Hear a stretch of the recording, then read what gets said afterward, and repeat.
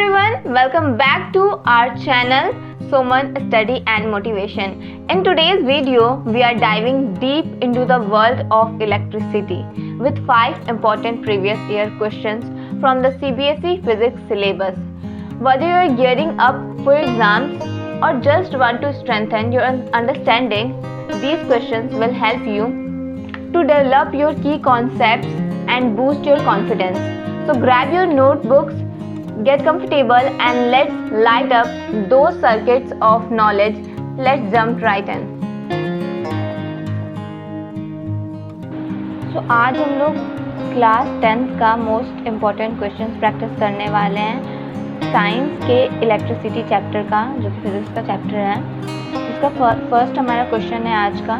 Establish a relationship to determine the equivalent resistance R of a combination of 3 resistors having resistance R1, R2 and R3 connected in parallel. R1, R2 और R3 जो है वो parallel में connected है और हमें total resistance निकालना है तीनों रेजिस्टर्स का कॉम्बिनेशन का. तो यहाँ उसका आंसर दिया हुआ है 3 resistance R1, R2 and R3 are connected in parallel to one another, जो कि हमें क्वेश्चन में बताया था कि हाँ पैरेलल है तीनों एक दूसरे के.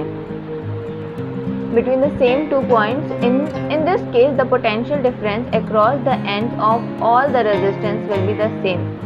इसमें जो पोटेंशियल डिफरेंस होगा मतलब कि V, वो तीनों केसेस में सेम ही होगा. If the total current flowing through the current circuit is I, अगर पूरे सर्किट में जो टोटल करंट है वो I है, then the current passing through R1 will be I1, through R2 will be I2 and through R3 will be I3. I hope आप लोगों ने ये चीज़ पढ़ा हो कि पैरेलल रेजिस्टर्स में हमेशा पोटेंशियल डिफरेंस जो है वो सेम होता है एंड सीरीज़ में हमेशा करंट सेम होता है. ये 2 पॉइंटर्स अगर आपको पता होंगे तो आपको क्वेश्चन अच्छे समझ में आ जाएगा. तो यहाँ पर R1, R2 और R3 है, जैसा कि हमें क्वेश्चन में बताया गया था कि पैरेलल है, तो ये तीनों भी पैरेलल में हैं. यहाँ पर वोल्ट है V एंड R. हमें क्वेश्चन में पूछा गया था कि हमें रिलेशनशिप बताना है इस रेजिस्टेंस को पता करते हुए. तो हमने रिलेशनशिप बता दिया कि V जो है वो तीनों जगहों में यहाँ एंड यहाँ, इन तीनों में जो है V सेम ही होगा, क्योंकि जब भी पैरेलल रेजिस्टेंस होता है तो हमारा जो पोटेंशियल डिफरेंस है वो हमेशा सेम ही होता है एंड जब भी सीरीज़ में होता है तो करंट सेम होता है. Then I is equals to मतलब current is equals to current in first resistance, current in second resistance and current in third resistance. तीनों को ऐड कर देंगे. I1 is equals to V by R, क्योंकि as you all know कि potential difference का formula होता है V is equals to IR, तो वही IR को इधर कर दिया गया है बस. तो I1 is equals to V by R1, I2 is equals to V by R2 and I3 is equals to V by R3 like this. मैं आप लोग को ये सारे फार्मूलाज भी प्रोवाइड करा दूँगी जो भी हैं इस चैप्टर के मोस्ट इम्पॉर्टेंट फार्मूलाज. हो सकता तो मैं वीडियो में ही ऐड कर दूँगी. So V is equals to IR, ये फार्मूला होता है, आप सभी को याद होना चाहिए. एंड I, तो वही I को इधर छोड़ देंगे एंड ये इधर साइड आ जाएगा. इतना आप लोग को बेसिक पता होगा. And V is constant in parallel resistors. ये दोनों पॉइंट्स आपको पता होने चाहिए, तो आपसे ये क्वेश्चन अच्छे से सॉल्व हो जाएगा. Then if R is the effective resistance of the circuit connected across a battery of V volts, यहाँ पे बैटरी कनेक्ट किया हुआ है, through which I current flows, then I is equals to V by R. ये जो register है इसमें इस सर्किट में यहाँ पर बैटरी भी कनेक्टेड है, जिस वजह से इलेक्ट्रिसिटी करंट इसमें फ्लो कर रहा है. इस वजह से I is equals to V by R होता है. Substituting the values in equation. अब इक्वेशन में वैल्यूज़ को सब्सटीट्यूट करेंगे हम लोग. V बाई R मतलब I is equals to total I यहाँ पे लिखने का मतलब है कि total I is equal to I1 plus I2 plus I3। तो आई का तो वैल्यू हम लोग यहाँ पर लिखे हुए हैं फॉर्मूला में, तो वैसे ही यहाँ पर भी लिख देंगे। ये 1/R2 1/R1 1/R3 ये जो तीनों हैं ये तीनों साइड में हो जाएगा एंड v जो है हमारा वो कॉमन निकल जाएगा बाहर। उसके बाद ये तीनों बचा रह जाएगा। यहाँ पर भी v था, इधर भी v था, दोनों v कट गया। देन 1/R बचा इधर और इधर साइड ये बचा। एंड ये फॉर्मूला हमारा डिराइव किया गया है कि ये फॉर्मूला कैसे बना। टोटल रेजिस्टेंस इन पैरेलल, कि जब भी हमें टोटल रेजिस्टेंस निकालना होता है ऐसा पैरेलल सीरीज़ में, पैरेलल वाले में, तो हम लोग क्या करते हैं, इस फॉर्मूले को पुट करते हैं। इसी फॉर्मूले को हमने डिराइव भी कर दिया। सेकेंड क्वेश्चन है 3 resistors are connected in an electrical circuit as shown. 3 resistors हैं जिन्हें इलेक्ट्रिकल सर्किट में कनेक्ट किया गया है, जैसे कि नीचे दिखा रहा है। Calculate the resistance between A and B. तो ए और बी के बीच का रेजिस्टेंस हमें निकालना है। यहाँ पर क्वेश्चन का जो डायग्राम है वो मतलब जो फोटो है वो दिया हुआ है कि ये ऐसे रेजिस्टर्स हैं 3 लगे हुए, 2 सीरीज़ में लगे हुए हैं और एक पैरेलल में लगा हुआ। आप लोग को पता होगा ये दोनों सीरीज़ में है एंड ये पैरेलल में है। तो हमें टोटल रेजिस्टेंस निकालना है। तो आप लोगों को पता होगा कि जब हमें सीरीज़ में निकालना होता है तो हमारा दूसरा फार्मूला होता है एंड पैरेलल में निकालना होता है तो दूसरा फार्मूला होता है। तो पहले मैं आपको वो दोनों फार्मूलाज बताती हूँ। तो वो दोनों फार्मूलाज ये हैं, जब हमें पैरेलल में निकालना होता है तो 1/RP करते हैं और first resistance second third reciprocal में होता है, जबकि जब सीरीज़ में निकालना होता है तो हम लोग डायरेक्ट सबका सम कर लेते हैं। ओके, तो इसका हम लोग को निकालना है। आप लोग को पता होगा कि ये दोनों सीरीज़ में हैं एंड ये इन दोनों के पैरेलल में है। तो इसका आंसर देखते हैं हम लोग। सेकेंड, गिवन है R1 is equals to 4 ohm, R2 is equals to 4 ohm and R3 is equals to R ohm. यहाँ पर गिवन है 4 ohm and 8 ohm. Let resultant resistance between A and C be R। ये A है और ये C है, ये A इधर ये A है एंड ये C है, तो इन दोनों के बीच का रेजिस्टेंस हम लोग मानते हैं R1, R मानते हैं इसको, ठीक है। तो इन दोनों का रेजिस्टेंस पहले हम लोग निकालेंगे क्योंकि ये दोनों सीरीज़ में है, तो पहले इन दोनों का निकाल लेंगे। आप लोगों ने देखा यहाँ पे कि फार्मूला यही है, R is equal to R1 plus R2। तो इन दोनों को ऐड कर दिए हम लोग। सीरीज़ का निकालना थोड़ा ज़्यादा इजी है एज़ कम्पेयर टू पैरेलल वाला निकालना, बिकॉज उसमें रेसिप्रोकल करना होता है, वो भी सिंपल है, बट इसमें डायरेक्ट ऐड कर देंगे तो ही आंसर आ जाता है। तो if R is the effective resistance between A and B, A and B के बीच का जो रेजिस्टेंस है वो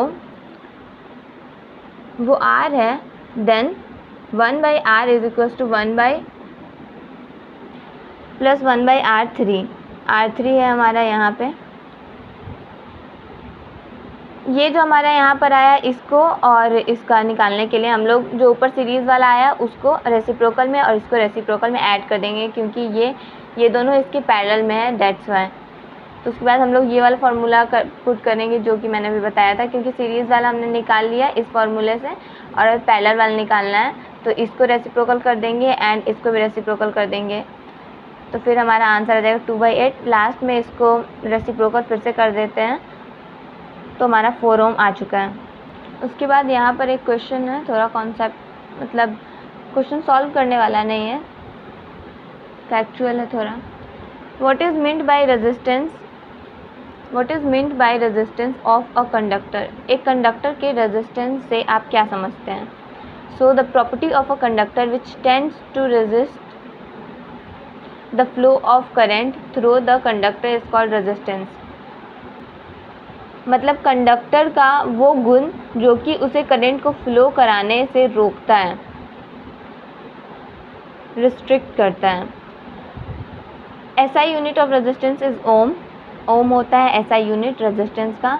when a potential difference of 1 ohm applied across a wire gives rise to 1 ampere of current through the wire, then the resistance is said to be 1 ohm.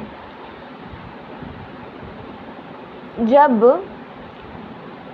1 volt potential difference होता है एक wire में, तो वो 1 ampere current को rise करता है, तब जाकर के हमारा जो रेजिस्टेंस है वो 1 ओम होता है। जब पोटेंशियल डिफरेंस जो है 1 वोल्ट का होता है, तो हमारा करंट जो है वो 1 एम्पियर का होता है, तब हम लोग इसे कहते हैं 1 ohm resistance. Okay. The resistance of conductor depends on length. Resistance जो है कंडक्टर का वो उसके लेंथ पर डिपेंड करता है, थिकनेस पर डिपेंड करता है, नेचर पर डिपेंड करता है, मटेरियल का नेचर कि वो मटेरियल का नेचर क्या है एंड टेम्परेचर क्या है कंडक्टर का। तो ये कुछ फैक्टर्स हैं जिन पर जो रेजिस्टेंस है कंडक्टर का वो डिपेंड करता है। एंड ये क्वेश्चन आपको पूछा भी जा सकता है that what are the factors on which the resistance of a conductor depends. So you can write this: length, thickness, nature of material and temperature.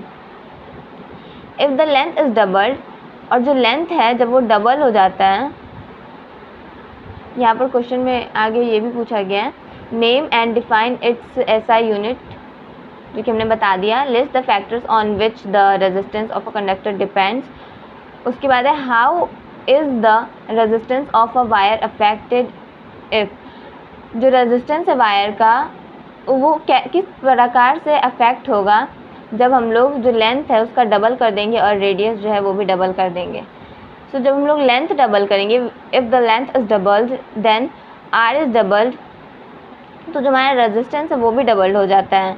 Because क्योंकि रेजिस्टेंस जो है कंडक्टर का वो डायरेक्टली प्रोपोर्शनल होता है लेंथ के। Resistance जो है वो डायरेक्टली प्रोपोर्शनल होता है लेंथ के। ये भी आपको याद होना चाहिए कि रेजिस्टेंस जो है लेंथ के डायरेक्टली प्रोपोर्शनल होता है। उसके बाद है जब रेजिस्टेंस जो है, जब रेडियस जो है वो डबल होता है। So resistance of a conductor is inversely proportional to the square of its diameter और area of cross section. Resistance जो है कंडक्टर का वो इन्वर्सली प्रोपोर्शनल होता है to the square of diameter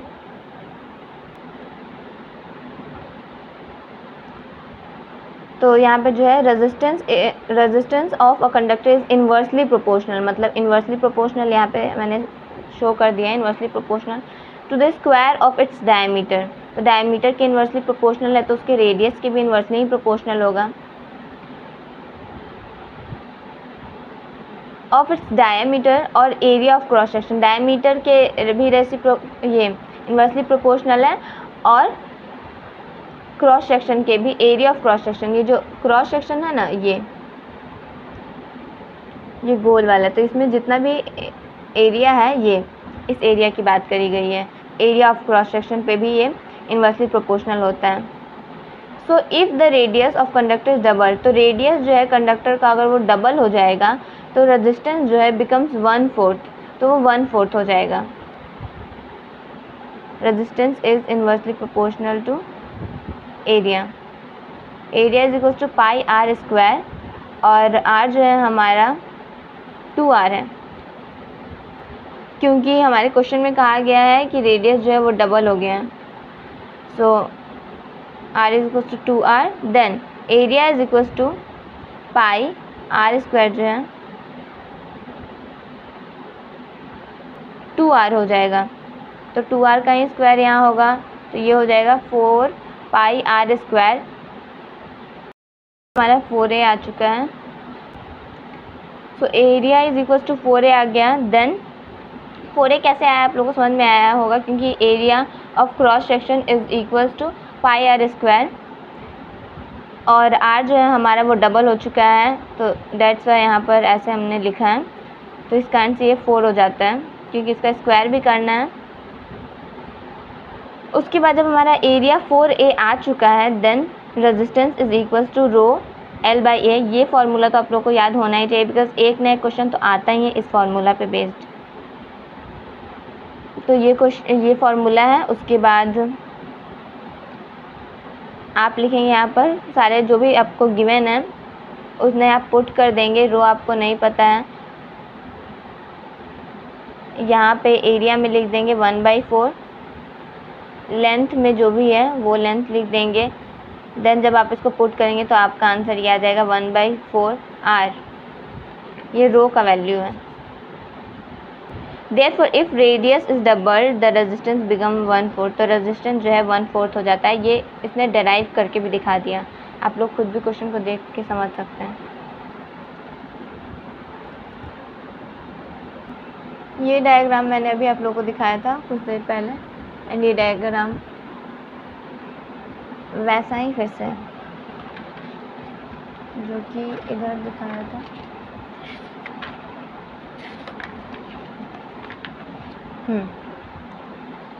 2016 में भी ये क्वेश्चन आया था साइंस का ही है ऑब्वियसली, एंड ये उससे पहले भी आया था। तो ये क्वेश्चन बहुत बार रिपीट होता है बिकॉज ये PYQs हैं, मोस्ट इम्पॉर्टेंट। ऐसा क्वेश्चन लाइट चैप्टर का था वो डायग्राम, तो आप लोग उसे भी देख लेना। हमारा थर्ड क्वेश्चन आज का ये है, what is meant by heating effect of electric current. Electric current के हीटिंग अफेक्ट से आप क्या समझते हो। Give two applications of heating effect of current. Current के हीटिंग अफेक्ट के 2 एप्लीकेशंस बताइए कि कहाँ वो एप्लीकेबल हैं। So here is our answer. When conductor offers resistance to the flow of current. जब कंडक्टर जो है रेजिस्टेंस ऑफर करता है करंट के फ्लो को, मतलब उसके फ्लो को रोकता है, then the work done by the electric current in overcoming this resistance is converted into heat energy. तब जो वर्क डन होता है इलेक्ट्रिक करंट के द्वारा इस रेजिस्टेंस को ओवरकम करने में, वही कन्वर्ट हो जाता है हीट एनर्जी में। वो एनर्जी जो कि रेजिस्टेंस को ओवरकम करने में लग जाता है, करंट के रेजिस्टेंस को ओवरकम करने में लग जाता है, उसी एनर्जी को, वही एनर्जी कन्वर्ट हो जाता है हमारे हीट एनर्जी में। This is called heating effect of current. सो ये तो उसका डिफाइन ही है जो कि आपको याद करना चाहिए। एप्लीकेशन ऑफ हीट एनर्जी जो भी है, this affect is used in electric fuse. Heating affect जो है, इस अफेक्ट का हम लोग यूज़ करते हैं इलेक्ट्रिक फ्यूज़ में, इलेक्ट्रिक फ्यूज़ के वायर में प्रोटेक्ट करने के लिए हमारे हाउस होल्ड वायरिंग को। It is also used in electric iron. Electric iron जो होता है उसमें भी इसका यूज़ होता है, वाटर हीटर्स में भी होता है, ओवन में भी होता है। उसके बाद नेक्स्ट हमारा है, state the law relating heat dissipated in an electric circuit with the current, potential difference and time। so ये जूल्स अफेक्ट ऑफ हीटिंग होता है। that states the heat produced in a wire, जो कि wire में जो heat produce होता है वो डायरेक्टली प्रोपोर्शनल होता है। Heat is directly proportional to the square of the current, current के स्क्वायर का, रेजिस्टेंस ऑफ वायर, वायर के रेजिस्टेंस का, and time for which current is passed, and वो टाइम जितना टाइम में करंट पास होता है। स्टेट द लॉ, वो लॉ बताना है जो रिलेट करता है dissipated in an electric circuit with the current, potential difference and time. Current potential difference है, current potential difference and time, क्योंकि पोटेंशियल डिफरेंस जो, क्योंकि उसने बताया current potential difference and time, current potential difference and time. But if you know, हम लोग V is equal to I R होता है, potential difference is equal to current into resistance. तो यहाँ पर हमें क्वेश्चन में बोला है कि हमें वो लॉ बताना है जो रिलेट करता है हीट डेसिपेटेड से इन एन इलेक्ट्रिक सर्किट में current, potential difference and time. Current, potential difference and time. Potential difference is equals to current into resistance. तो करंट इनटू रेजिस्टेंस अगर हम लिखेंगे तो I स्क्वायर हो जाएगा, यहाँ R हो जाएगा एंड T हो जाएगा। आई होप आप लोग समझ गए हो। तो ये हीट का ही फॉर्मूला होता है ये, and heat is directly proportional. तो ये अगर आपको हीट एनर्जी निकालना भी होगा तो आप इसी फॉर्मूले को पुट करेंगे।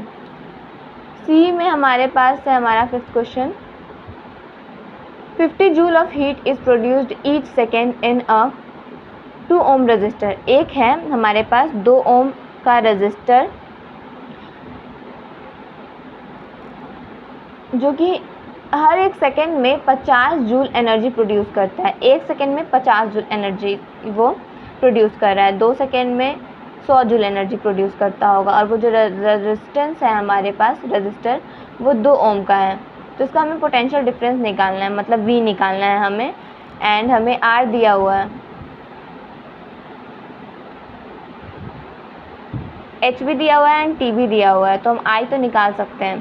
तो सबसे पहले P is equal to V square by R, ये भी फार्मूला है आपका, जो कि मैं ऑब्वियसली दूंगी सारे फार्मूलाज मोस्ट इम्पॉर्टेंट, तो आपको वहाँ से मिल जाएगा।